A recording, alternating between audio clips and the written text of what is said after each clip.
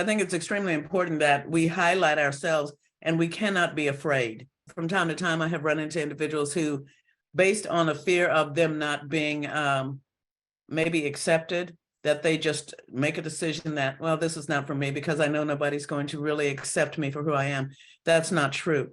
A lot of people are looking for individuals, especially in diverse areas. Your drive and your willingness to get involved could go a long way. So. Welcome, everyone. My name is Jemila Mitchell. I am Associate Director of Staff Academy here with the National Democratic Training Committee. So we are here to talk about the Democratic job search. Let's take a quick minute to just introduce the folks we have here. Jamarr, I'd love to start with you, then we'll go to Cheryl and Jasmine after that. Tell us a little bit about who you are, and thanks for joining us today. Sure. Thank you so much, Jemila, and so glad to be here. Good afternoon. If you're in East Coast or Central Time, good afternoon. If you're not, good morning. My name is Jamarr Brown. I use he, him pronouns. I'm based in Austin, Texas. I see a few Texas folks in the chat, but originally from Charleston, South Carolina. So I think I also saw South Carolina there. I proudly serve now as the Executive Director at the Texas Democratic Party, and in the spirit of Black History Month, I am the first Black executive director. I have worked in the political space now for 15 years, where I've worked on electoral campaigns from local school board races all the way up to the presidential level, even in 2020. But namely, I'll say that in addition, I've been able to work on several issues. So racial justice, voting rights, and specifically I worked for Planned Parenthood for 5 years as their lead organizing director in Texas as well. And so I'm very excited to share what I've learned along the way, working on campaigns and with various progressive organizations, and hope that we all will stay in touch even after this and how we can be supportive to you all. Thank you, Jamarr. Cheryl, I'd love to hear from you. Welcome. Good afternoon, everyone. My name is Cheryl Mays. I'm so excited to be here. And Jemila, your big energy is giving me life over here. So thank you for that. Again, my name is Cheryl Mays. I am excited to be here with you. I am based in Nashville, Tennessee. I am currently an elected official. I serve on the school board here in Nashville. And this is my second term as a school board representative. I love my babies. So it's an exciting job for me. Yesterday, I led a team of parents to Capitol Hill here in Nashville to talk to lawmakers about the upcoming third grade retention bill that is making its way through the legislature. And that was one of the best days. I'm such a political junkie. It was such a fun time to be able to bring these parents who had not been engaged in that way to Capitol Hill so they could speak to lawmakers. And they did a fantastic job. So that's a little bit about me. I'm super excited about anybody who's here that is a candidate. Well done. It takes a lot to want to run for office. So congratulations on that. So thank you, Jemila. Absolutely. And also on the education front, a little shout out to the educators. Jasmine, welcome. We'd love to hear from you. Thank you so much, Jemila. Hey, everyone. Thanks so much for joining. Very excited to hop on with two amazing folks that you've heard so far, Jamarr and Cheryl. A little bit about myself. I'm from Memphis, Tennessee. That's where I live currently. During the day, as Jemila mentioned, I'm the Chief of Staff for KIPP Memphis Public Schools, where we, serve underserved students and advocate for them.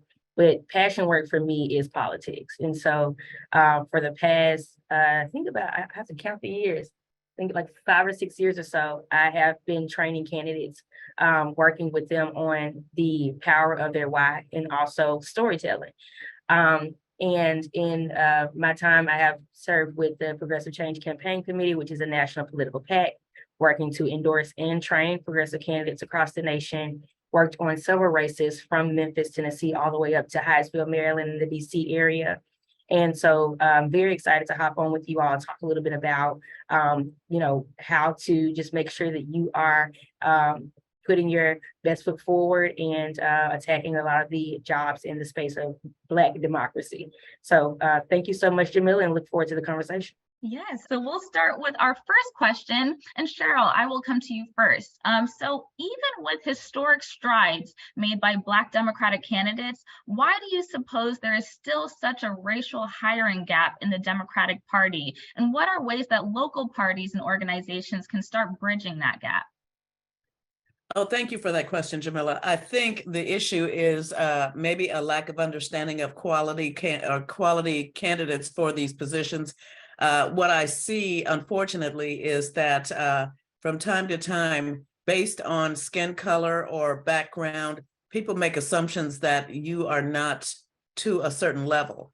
And so I have to make sure when I'm working with individuals, I make sure that they are putting their best foot forward and they are highlighting their skills. And that could mean a variety of different things. Now, one of the things that is extremely important and will always be true, it's generally about who you know. So I have a extensive network, and what I try to do, if I know someone who is interested in working in a political field, I immediately start to think about who I might know in that area. And I want to make sure that I know that person's skill set before I start talking to my networks to make sure that they have an in. But I think it's extremely important that we highlight ourselves, and we cannot be afraid. I have, from time to time, I have run into individuals who, based on a fear of them not being maybe accepted, that they just make a decision that, well, this is not for me because I know nobody's going to really accept me for who I am. That's not true. A lot of people are looking for individuals, especially in diverse areas, with an extensive background. And it doesn't really have to be that extensive, but your drive and your willingness to get involved could go a long way. So hopefully that helps. And Yeah. I do apologize. I'm a little nasally today, so my apologies for that. No, absolutely. That's fantastic. And Jamarr, actually going to go over it to you. Can you expand on that, please? Absolutely. And I want to just double down on what Cheryl said about relationships matter, right? How you treat people, how you show up in different spaces is absolutely important. But to the core of the question, I think that we've grown up in a culture that has said that, especially Black people and brown people, we have to prove ourselves. And you all may have heard the statement that we have to do twice as much to be able to get ahead, to be able to break in those doors. And I think that there are a few ways that we can look at that. I sit in a particular seat now as the executive director where I get to help do the hiring, right? Where I'm helping to cultivate talent all across the state, where I'm hiring people on my staff or helping candidates and campaigns and even our county parties that have staff be able to find good and qualified people. I think there's some local things that folks can do. I think that you always have to make sure that you're collecting resumes of different people. So at the state party, we have a resume bank that is 365, where folks that are interested in getting involved can go online and say, I want this type of job. I want to work in communications or finance or data, or whatever. And we're in regular contact. We're sending out jobs through that listserv, right? That people can see those opportunities. And think about also, and one of the things that's important too is that you have to cultivate the talent. And so I've seen our county parties even go as far as to build fellowship programs where folks can work with the county party on a local level, whether that's helping with fundraisers or helping with voter contact and phone banking and canvassing operations and those sort of things. And so I think that, at the county party level, even at the state party level, we have to be intentional to build programs that bring people into the space. One of the things I'll shout out is South Carolina, and where I mentioned I'm from, and there's a program called the Clyburn Fellows that's run through the state party, where they pick a fellow from every county in the state to come to this program. They get training by political professionals who know the game, who can teach you all the tricks and best practices. And then they look for jobs after. They look for volunteer opportunities if that's what they're looking for, even after. And so we've got to work collaboratively together to build those kind of programs so that not only are we connecting people, as Cheryl mentioned, but people also have the skills necessary. And with the relationships and the skills, that will help so many people, especially Black people, be hired, but also grow their career. Yeah, absolutely. I think that network is critical in addition to really being able to find those opportunities to connect with folks and build off of those skills to apply it in the work. Jasmine, I'd love to be able to hear from you on this as well, and then we'll move on to our next question. Yeah, so of course I'll state the obvious. Of course we all know that racial disenfranchisement permeates every aspect of any industry in our country, especially politics and job access in the space. And we all know that, that gap was created very intentionally, indirectly. So I think that the work that has to be done to shrink that gap has to be done very intentionally. It cannot be passive. And so when I think about that, I think about what Jamarr is doing, that is beautiful, right? You have a Black leader of a Democratic organization who can hold the organization very accountable to making sure that Black and brown people take up space. I think that has to happen across the board. I think that as a party leader or local leader of Democratic organizations, there have to be benchmarks and goals set for the people that you want to take up the space, how to make sure that my space is reflective of the general population, how many people of color, how many Black people, how many Latinx people, how many LGBTQ, what does that makeup need to look like, and being very audacious in meeting those goals and having regular cadence of check-ins to say, are we progressing? Do we need to tailor these goals? Are we lagging? And do we need to seek outside resource? I think that's going to be very important. And then too, I think it's important for organizations to reimagine what a person of value looks like. I think that that's constantly evolving. I think we have to think about skill and experience more than resume. And so as I guess my challenge or my charge would be just to be innovative and think outside of the box when you are searching for folks.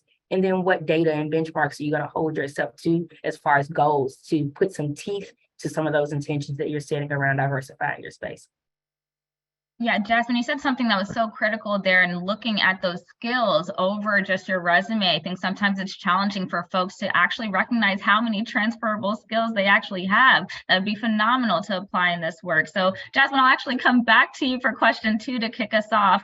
So Black candidates are less likely to apply for jobs than their white counterparts if they don't perfectly match all the listed qualifications. So what advice would you give job seekers trying to find a role that's a good fit? Expanding off of some of the notes you had just said. Yeah, I think Cheryl spoke to this a little bit. I don't have the statistics on this, but I'm probably 1,000% sure that Black and brown people experience imposter syndrome at a higher rate than their counterpart. And one thing that I know about imposter syndrome is it's most likely not true. And then the other thing that I'll say today is just 2 words, it's Donald Trump, right? So when I think about jobs for myself or for anyone who, they think that the bridges may be a little bit too big. Well, yeah, that may be the case, but that doesn't mean that you shouldn't go after it. That doesn't mean that you don't have value. That doesn't mean that you don't have a set of skill sets that can be used. So even so, if the job that you go after, that organization says, hey, there are a few more qualifications that we're looking for in a candidate, then be audacious and ask a question of, are there other ways that I can support? Are there other roles in the organization that I can lean into? And do it scared. Most of the times you'll find that you're fully capable. It's the fear that gets in the way. So get out of your own way and lean into what your passions and what your skills and values are. Yeah, those are some phenomenal pieces of advice there. Cheryl, I know we're also kind of expanding on what you were talking about earlier. I'd love to hear some advice that you have for folks trying to look for a role that's a good fit for them, but may have that imposter syndrome. Yeah, absolutely. Ditto on everything Jasmine just said. I will answer the question by sharing an experience that sort of stays with me. It resonated with me at the time. I was speaking to a former director in a company that I used to work for, and we were talking about individuals who did not apply for particular jobs. And he said, Cheryl, let me explain something to you. We were talking specifically about women, but this will apply across all genders. He said, what happens, the situation between men and women is a man will generally apply for a job regardless of his skill set or qualifications. But women sometimes think that they have to meet every single qualification before they will apply. He said, I can tell you right now, most of the time that I have seen those individuals who just apply because they think they can, they are hired a lot more often than those individuals who believe they have to stack up every single qualification. So I will say that, again, Jasmine, thank you for that. Fear drives us, unfortunately, more often than it does not. Because if you are looking at a position that you believe that you can do, you sometimes, because you don't meet every single qualification, we tend not to apply for that position. But to piggyback off Jasmine, just do it. Do it scared, but just do it. You might be surprised at what the result is going to be. More often than not, what I have found is that if you are the right fit for a position, your employer will do whatever they need to do to give you the additional skills and training to get you to a certain level. And if you're smart, you can do that for yourself as well. So yeah, absolutely. Thank you so much, Jasmine, for that foundation. Yeah, absolutely. And I'd also like to shout out, there's a lot of great questions that are coming in the Q&A box. So the thinking is going, please continue to drop your questions in that Q&A box, as well as these chat comments, which we love. Caroline, I'm laughing at yours, but Jamarr, I would love to actually expand on this, and I'm jumping around a little bit, but it's carrying with the conversation. It can be difficult for those in marginalized communities to advocate for their full worth, especially when negotiating things like salary, benefits packages. So as an executive director, I think you have a lot of insight into this. What are strategies that you can use to ensure you're going to be successful in securing the best offer possible? Well, the thing that I think that's important that Cheryl and Jasmine said is you have to be your best advocate, right? You can't get the job if you don't apply, right? You can't start the conversation about a job if you don't submit the application. And so we do all have to take risk. And what I've learned in this line of work for as long as I've been in it is I've gotten everywhere I've been able to get to is because I was willing to take risks. Now, some people had to push me, but nonetheless, right, we've been able to take risks. I think that I will flip what Jasmine answered on the first question where we talked about data. This is where data and asking questions and having intentional conversations is important. You need to be asking throughout the course of a process, whether you're reaching out to someone to ask about their organization or you're in an actual process interviewing for a role. You need to be asking those questions, right? What does the makeup of the staff look like? Are there professional development stipends, right? We, for the first time in our party, we do have them now for individuals. What are the benefits? Right? Be clear about what the salary is in the beginning of the conversation. And as much as you can have those conversations and get that information at the beginning, it's going to suit you better to advocate for yourself in the end, because you know who you are, what you want, and what you need. And you should also be asking that question because it gives a note to the employer to say these things are important to this person. And if this is the person with the best skill set, with good energy that can mesh with our team and et cetera, then I'm going to be intentional because I've had to do this. I'm going to be very intentional to say, okay, we may need to extend extra opportunities or extra resources because we want this person on our team to help us drive this work forward. But also as they drive this work forward, they're growing as an individual. Because the thing that I share with you, with all of my mentees and folks that I've been able to engage with is, every job prepares you for the ultimate thing that you want to do. And so you also have to be thinking as you go through these jobs, what is the thing that you want to do and how can this job help get there? But also how can you build a good quality of life? Because it's not just about showing up and learning the job. It's not just about showing up and expending your skills. It's also about you as a human, right? And you need to advocate for yourself for the things that you need. So I think the data points that Jasmine talked about and you asking those questions early in the process so that when you get to the end and need to sign the dotted line, for lack of better words, those things are already worked out and that you've been an advocate for yourself throughout. And employers respect that a lot. And I respect people when they come to the party for a job that they actually are advocating for themselves. It helps me be accountable to advocate for them too. Yeah, absolutely. When, in this process of both trying to apply your skills and really be able to leverage those pieces of your work and yourself that are such incredible parts for the work that you want to do for others or for your candidate or as a candidate yourself, it is so important to be able to advocate for yourself and the whole being. People have families and all kinds of things to take care of. So it is important to take that into consideration and be an advocate for that. That's something we deeply entrench in some of our Staff Academy alumni as well, which I see we have a couple joining us today, which I love. It's a big NDTC network, and we love that. Cheryl, I'd love for you to expand on this as well, if you can. I'm so sorry. So one of the things that comes to mind, I'll go back to do it scared, do it anyway. And I love what Jamarr had to say about encouraging, supporting, mentoring individuals. It's extremely important. One of the things that I do with the individuals that I work with is I help develop them. I try to coach them to bring out the best in themselves, recognizing your skills. One of the things that you can do to make sure that you are the person that is right for that position, when you are applying for a job, do your research, do some background, know the know the company that you are applying to, and do some research on salaries. That is extremely important. Three words that one of my friends gave me years ago that I still think about today: know your worth. If you are walking into a situation where you are applying for a particular job and you know what your value is, your negotiating skills will increase, especially if you do your research on that organization and you do the research on that particular position. I want you to make sure that people understand that there are a lot of skills. And I was just watching the chat. I believe someone said something about being a barber for 15 years. Let me tell you something. I'm a psych major. So if you're a barber for 15 years, you are my spirit animal, because you are absolutely correct. That community engagement that you have to perform in that particular area is invaluable. Make sure that you are, again, do your due diligence, know who it is that you're applying for, or the job that you're applying to, and make sure that you know your worth above all.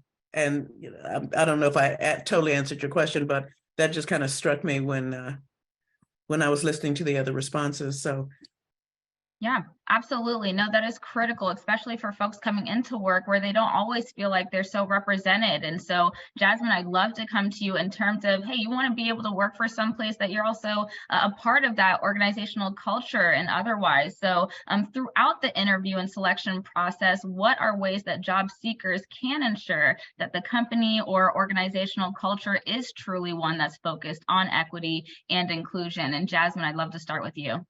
Yeah, so I think first and foremost, there are a few things. During the process, ask the questions. That is a perfect time for you to have a candidate. You're in the standpoint of having a conversation with someone who you are trying to court for employment, but they are also looking for someone to employ. So ask the questions that you want to ask. Ask them about their diversity and inclusion goals. Ask them about what initiatives that they have around this work. Ask them about their impact on the local community. If they are of the right mind, then they will see those questions as a value and would see that you could possibly support them in those things too, because they may offer you, ask about your ideas and how you think that they can do those things. I also think that, as has been mentioned a few times, doing your homework on an organization is key. Seeing what they're doing in the community, seeing what their initiatives are, seeing what impact they're making, how are they including others, will tell you a lot about what's happening inside of the walls as well. The way that they do their work and impact their community is going to tell you a lot about how they are impacting and including folks on the inside as well. So doing that research and building that context, and then going in and asking questions about some of those things, telling them your deal breakers, like these are some things that have to be true for a space that I work in that I would love to see, is great because it gives that employer some answers on how they can create a space for you that is amenable without them having to do the guesswork.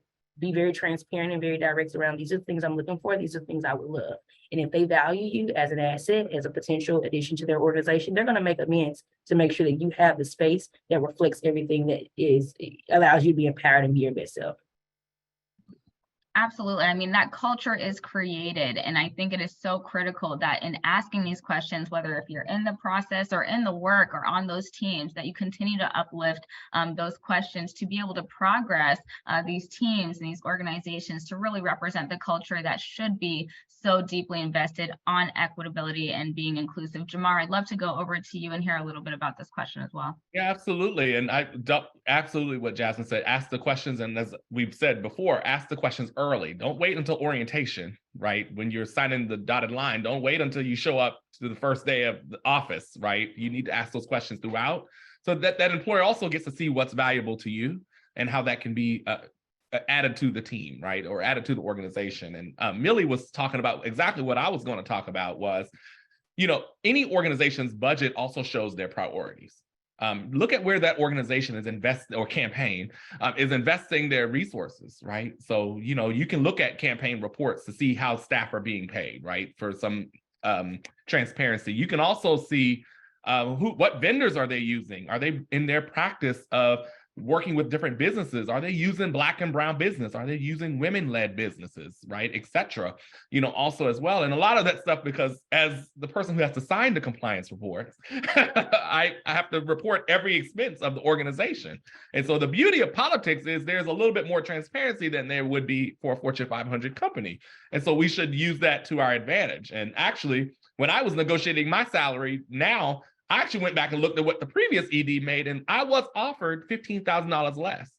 But if I didn't look, I would not have gotten at least what that previous executive director received, right? And so you're going to have to do that research to look at how they're paying folks across the organization, and even the businesses and the vendors and other people that they use, because that also is an equity practice as well, for an organization. And so what that means is not only where they're investing, but I think it's also important to look at, is an organization practicing what they're preaching?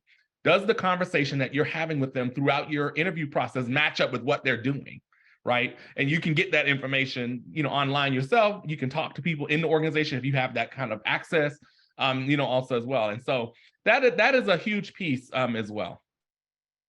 Yeah, absolutely. That's critical. And Cheryl, I'd actually love to go to you for this question as well. And then we're going to open the floor to some of our questions in the Q&A box. So please keep putting those in. But Cheryl, any additional remarks on how to really make sure that in this job seeking process, you are also uplifting, looking for that organizational culture? Are they displaying equity and inclusion in their regular practices?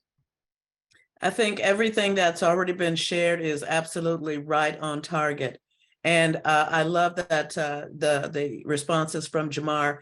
I'm an action words girl. I would much rather if during an interview you ask the questions, just ask all the questions. And one of the main reasons I would say ask the questions is because you don't have the job yet. The worst they can say is no. So how is it going to not benefit you to ask the questions and know exactly what you could be potentially getting into? But action does speak louder than words. And again, that's why I go back to do your research, know the company that you are potentially attempting to work with, and know what their practices have been. And I am really big on community outreach.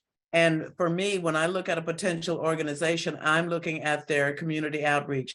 What impact have they had in the community? And what are they continuing to do? So it's extremely important that you know everything about this organization. And unfortunately, a lot of times I hear individuals say, well, I just don't have time to do the research. Well, believe me, they're doing the research on you. When we would potentially think about hiring individuals, the first thing, and this was when I was a congressional staffer, even interns, when I would think about hiring interns, the first thing that I would do is check their socials. I want to know who it is I could potentially be bringing in. So we're doing the research on you. Why not do the research on the organization so that you know exactly who it is you're about to be, connected to? Absolutely. And I think this actually segues us very well into a number of different questions we have coming in. So thank you all for dropping those. Jasmine, I'm going to come to you for our first one. This one's we're going to start strong. How do we defeat tokenism? In other words, many organizations will hire a minority as a token diversity hire and don't actually train them or mentor them. So Jasmine, I'll start with you. Ooh. I think that it's easy to fall into the tokenism pit. I think that as someone who is entering an organization, you want to do well. You want to be a voice, right? But sometimes that can be weaponized. I think that the relationship with a direct superior is going to be very important in instances like this, right?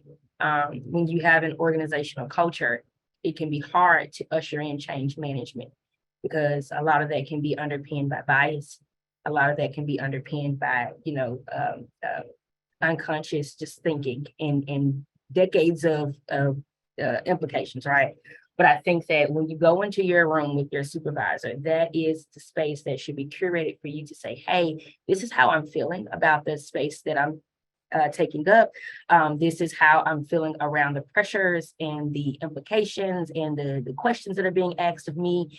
And this is what I would like to propose as a solution to combat that. And you can have a frank conversation there.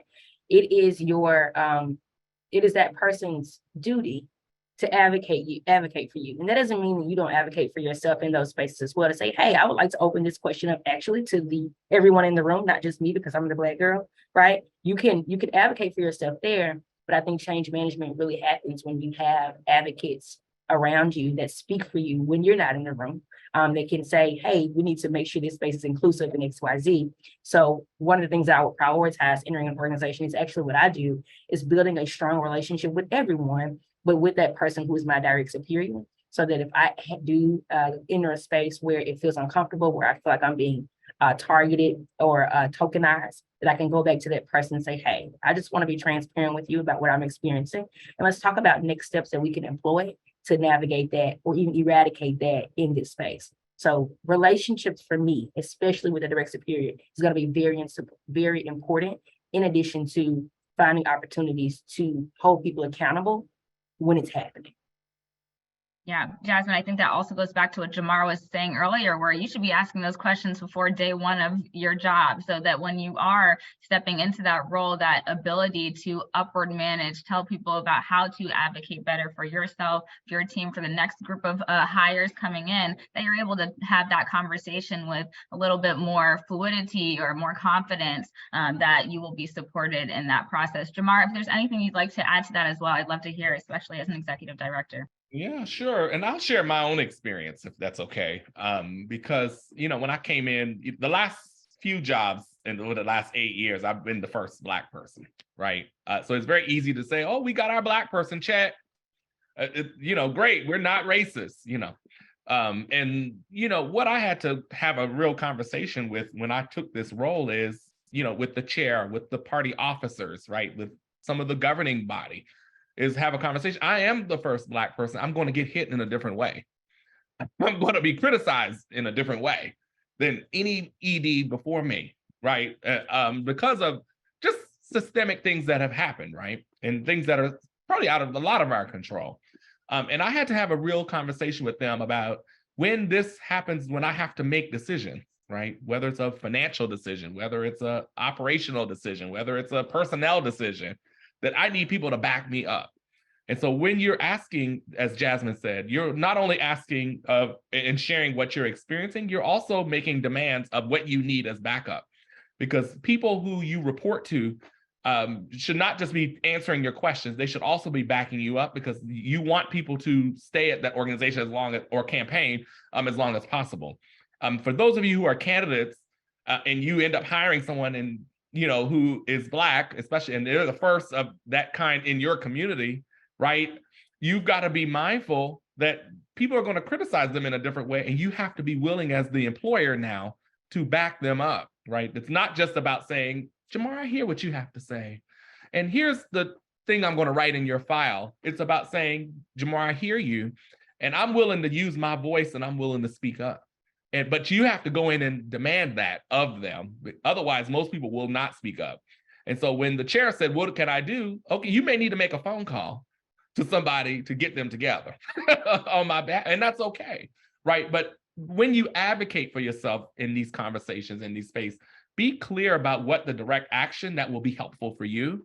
To Cheryl's point, right, that we're action oriented. It's great that you pat me on the back when we were having a one-on-one meeting. What are you going to do when that meeting's over? And that's your charge when you're advocating for yourself. So have a specific ask that you need from your direct supervisor, et cetera, so that you still feel supported in the moment that you're ushering yourself through a potential situation. And so everything Jasmine said, but just wanted to share from my personal experience, what I had to do, and hope that folks will do that. And I think the last piece that I'll say is, because we get afraid to ask the questions, we get afraid to ask for help, and we get afraid to ask for what we need.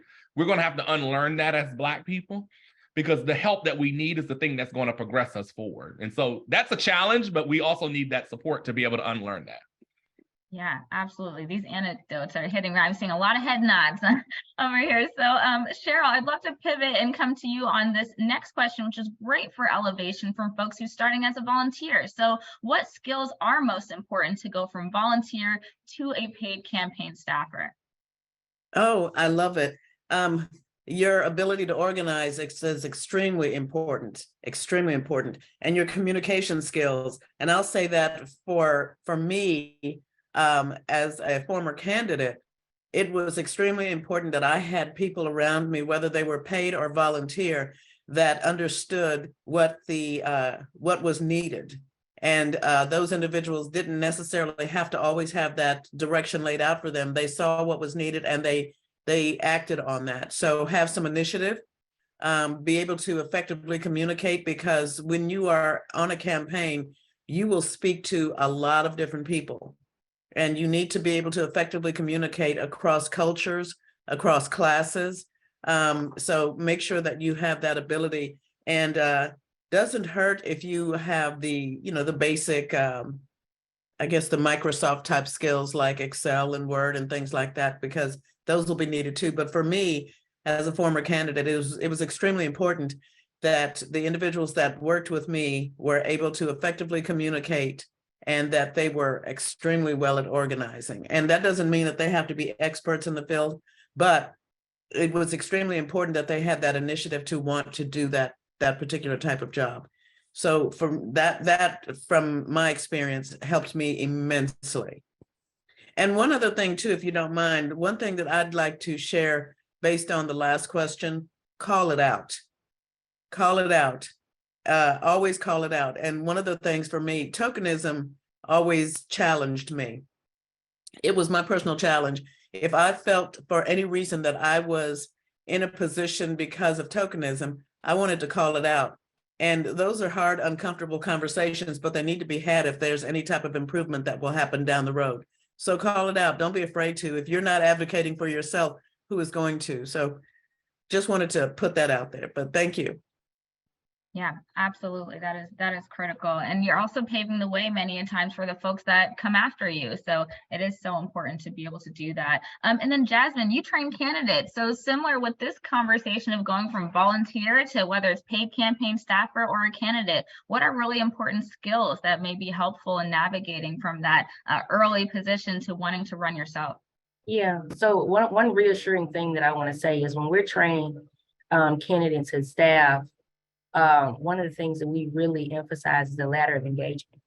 So basically what that means is every campaign should be looking for opportunities to elevate their volunteers into higher roles with higher capacity. So I just want to reassure folks that if you're looking to go into a campaign and be elevated into a higher role with higher capacity, that's literally what the campaign should do anyway. So that's just to kind of reassure you that you're doing the right thing. Also, too, there's this thing called super volunteers. And those are the folks that show up and they show out every time. They're committed to the work. They come to the sessions. They come to the canvassing. They do the phone banking, and they go above and beyond.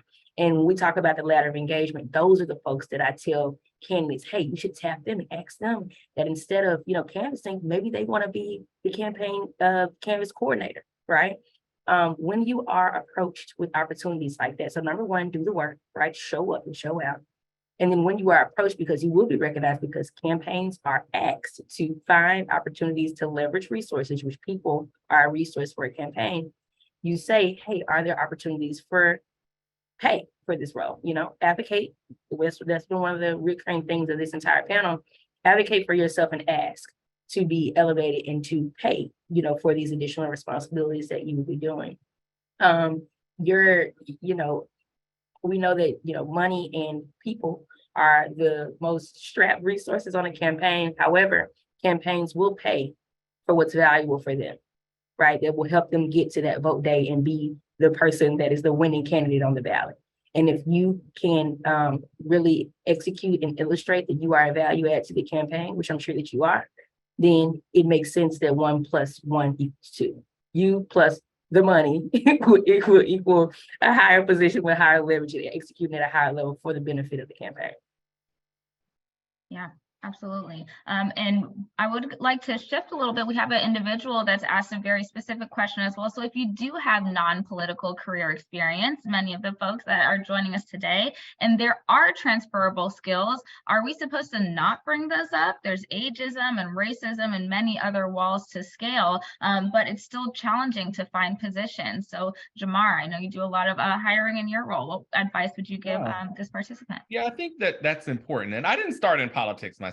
A lot of people most people that rise in politics did not start in it. They started somewhere else and got into it, maybe an issue that they got passionate about or a challenge that they saw, in their community, et cetera. I went to college. I have an econ degree. I was going to go be a corporate lawyer, make my money and be in a studio or something, right? Like you couldn't have told me 15 years ago I'd be doing this, right? But, and my first job out of college, I was a nonprofit fundraiser. So I did fundraising, for a local nonprofit near my college. And so when I got involved in politics more, I did have to then start talking about, okay, here are the skills I've learned. Here's how I've learned how to communicate with donors. Here's how to steward donors. It's the same thing, right? And a lot of times, even across different industries, the skills are the exact same that they need. Now, maybe the stakeholders look different, right? Maybe the organizational culture may look a little bit different, but the skills are absolutely necessary. And so if you can show how you were successful with the tangible skills over here, that gives them a glimpse of how you can be successful over here, right? And I think that that's a very important conversation, a very important distinction that folks, also have to make.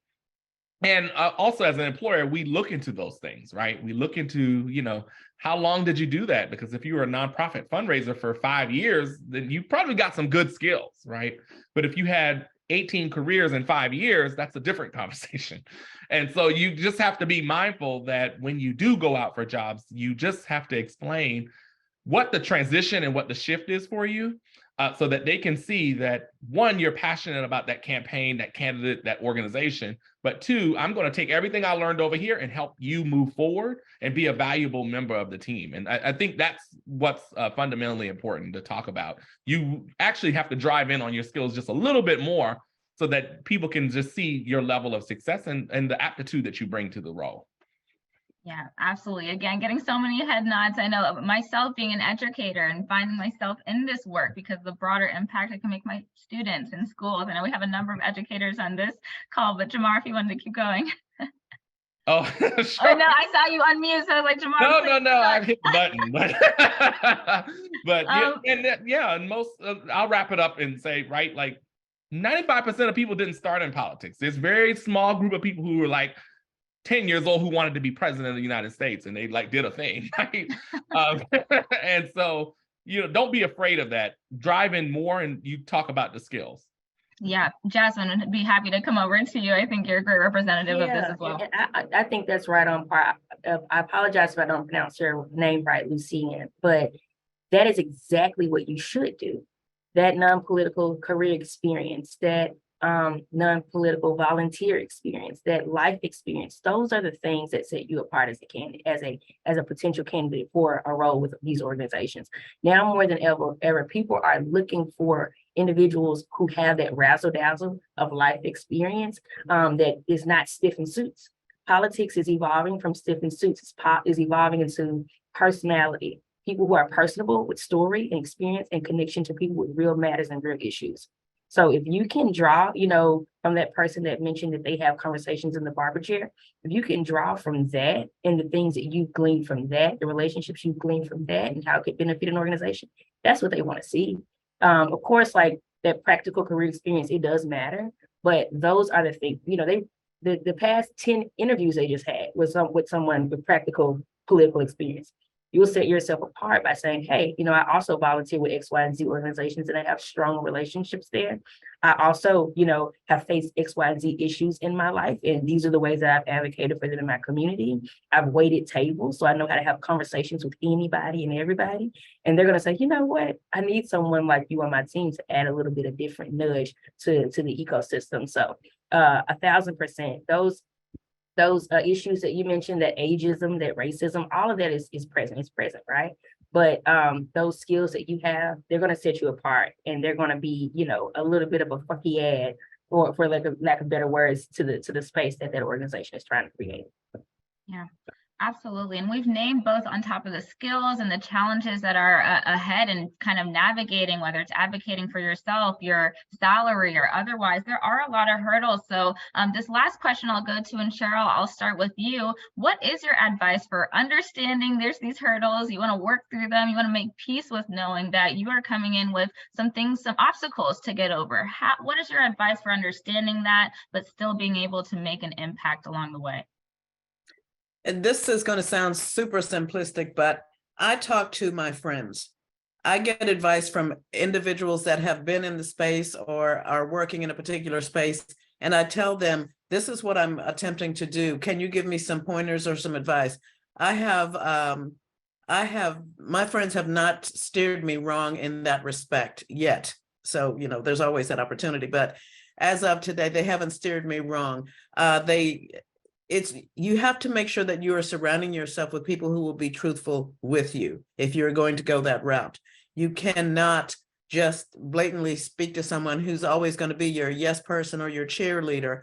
I would much rather have someone tell me, girl, that is not the direction you need to go in. That is a little above your skill set. So even at that, if I believe it's something I can do, I don't shy away from it. So I would say my best advice would be to do it. Just do it. Step out on faith, and just, you better than anybody else. Step out on faith. And if you need to do a little additional research, do what you need to do to get you where you need to be. It's again, it seems a little simplistic, but I have done a lot of stepping out on faith and advocating for myself for many years. And so far, so good. I can't complain too much. So, that's simple advice.